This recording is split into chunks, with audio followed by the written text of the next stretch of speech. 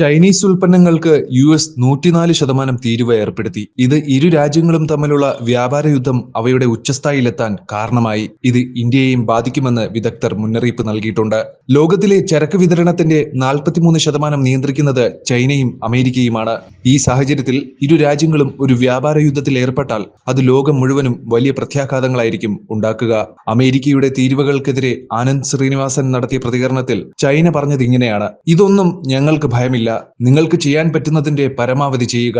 ഞങ്ങൾ പിന്നോട്ടു പോകില്ലെന്ന് ഉറച്ചു പറഞ്ഞിട്ടുണ്ട്. അതുകൊണ്ട് തന്നെ അമേരിക്കയിൽ ചൈനീസ് ഉൽപ്പന്നങ്ങളുടെ വിൽപ്പന കുറയും. 2024 അമേരിക്കയും ചൈനയും തമ്മിലുള്ള ചരക്ക് വ്യാപാരം $585 ബില്യൺ ആയിരുന്നു. ഇവയിൽ ഭൂരിഭാഗവും ചൈനയിൽ നിന്ന് കയറ്റുമതി ചെയ്യുന്ന ഉൽപ്പന്നങ്ങളാണ്. അമേരിക്കയിൽ നിന്ന് ചൈനയിലേക്ക് ഇറക്കുമതി ചെയ്ത സാധനങ്ങളുടെ എണ്ണവും കുറഞ്ഞു. ഇതിനർത്ഥം അമേരിക്ക ചൈനയിൽ നിന്ന് $440 ബില്യൺ ഇറക്കുമതി ചെയ്തു എന്നാണ്. മറുവശത്ത് ചൈന അമേരിക്കയിൽ നിന്ന് $145 ബില്യൺ മാത്രമാണ് ഇറക്കുമതി ചെയ്തത്. അതുകൊണ്ട് തന്നെ ഇരു രാജ്യങ്ങൾക്കുമിടയിൽ $295 ബില്യൺ വ്യാപാര കമ്മിയുണ്ട്. സോയാബീൻ, ബീഫ്, പന്നിയിറച്ചി, മരുന്നുകൾ, ഇന്ധനങ്ങൾ എന്നിവ അമേരിക്കയിൽ നിന്ന് ചൈനയിലേക്ക് കയറ്റുമതി ചെയ്യുന്നു. പകരമായി ചൈന ഇലക്ട്രോണിക്സ്, കമ്പ്യൂട്ടറുകൾ, കളിപ്പാട്ടങ്ങൾ, ഇലക്ട്രിക് വാഹന ബാറ്ററികൾ, സ്മാർട്ട് ഫോണുകൾ എന്നിവ കയറ്റുമതി ചെയ്യുന്നു. ഇപ്പോൾ ചൈനയ്ക്ക് മേലുള്ള തീരുവ വർദ്ധിപ്പിച്ചതോടെ ചൈനീസ് ഉൽപ്പന്നങ്ങൾ അമേരിക്കയിൽ ഉയർന്ന വിലയ്ക്ക് വിൽക്കപ്പെടുന്നു. അതുകൊണ്ട് ആ രാജ്യത്തെ ജനങ്ങൾ ചൈനീസ് ഉൽപ്പന്നങ്ങൾ ബഹിഷ്കരിക്കും. ഇതെല്ലാം ട്രംപിന്റെ തെറ്റാണ്. ചൈനീസ് കമ്പനികളെ ബദൽ വിപണികൾ തേടാൻ പ്രേരിപ്പിക്കും.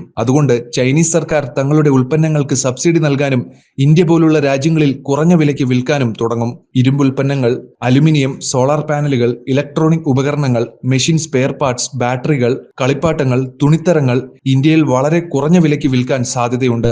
ഒറ്റനോട്ടത്തിൽ ഇതൊരു നല്ല കാര്യമാണെന്ന് തോന്നുന്നു. എന്നാൽ ഇന്ത്യയിലെ നിർമ്മാതാക്കളെ ഇത് സാരമായി ബാധിക്കും. ഉദാഹരണത്തിന്, സ്റ്റീൽ ഉൽപ്പന്നങ്ങൾ കുറഞ്ഞ വിലയ്ക്ക് ഇന്ത്യൻ വിപണിയിൽ എത്തിയാൽ ടാറ്റ സ്റ്റീൽ, JSW പോലുള്ള കമ്പനികളെ ഇത് ബാധിക്കും. തുണിത്തരങ്ങൾ അകത്ത് കടന്നാൽ തിരുപ്പൂർ തുണി ഫാക്ടറി പൂർണ്ണമായും കാലിയാകും.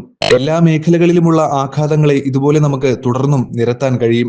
ഈ സ്ഥിതി തുടർന്നാൽ ഇന്ത്യയിലെ ചെറുകിട സൂക്ഷ്മ ഇടത്തരം സംരംഭങ്ങൾ സ്തംഭിക്കും. തമിഴ്നാട്, ഗുജറാത്ത്, മഹാരാഷ്ട്ര തുടങ്ങിയ സംസ്ഥാനങ്ങളെ ഇത് പ്രത്യേകിച്ച് ബാധിക്കും. ഇതെല്ലാം തടയാൻ ചൈനീസ് ഉൽപ്പന്നങ്ങൾ അമിതമായി അനുവദിക്കരുതെന്ന് സാമ്പത്തിക വിദഗ്ധർ മുന്നറിയിപ്പ് നൽകിയിട്ടുണ്ട്. ആന്റി ഡംപിംഗ് ഡ്യൂട്ടി എന്ന പ്രതിരോധ നികുതി ചുമത്തുന്നതിലൂടെ MSM ഈ മേഖലയെ സംരക്ഷിക്കാൻ കഴിയുമെന്ന് വിദഗ്ധർ പറയുന്നു.